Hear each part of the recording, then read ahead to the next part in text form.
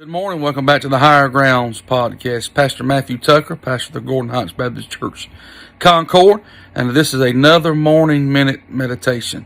Let's take our Bibles, go to 1 Peter chapter 4, and there's the first two verses I want to read to you this morning, and we'll start a thought today, take us several weeks to get through. 1 Peter chapter 4 and verses 1 and 2. For as much then as Christ has suffered for us in the flesh, arm yourself likewise with the same mind. For he that hath suffered in the flesh has ceased from sin, that he no longer should live the rest of his time in the flesh to the lust of men, but to the will of God.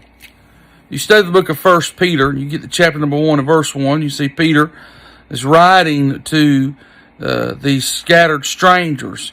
These saved folks are called strangers, and they're scattered. They're scattered through the Roman Empire, the Roman providence there because of persecution has come on the child of God. Nero is about to come on the scene. They're living under the shadow of Nero, and Nero is burnt part of Rome and used the Christians as a scapegoat. So they're suffering persecution. They're scattered. They're strangers. They're called strangers because they're pilgrims. And so as we look at the word stranger and we look at the word pilgrims, it lets us know that we're away from home. But even though we're away from home, we're on our way home. And so Peter deals with the in-between. We're not home yet. We're on the way home. But in between, we're living down here in this world. We're not of this world. So Peter deals with the believer learning how to live in light of the last days. And so the first thing I want to notice in verse 1 and 2 is there's 10 things that he gives us in this text out of these 19 verses. The first thing he gives us learning how to live in light of the last days is the believer should live victoriously.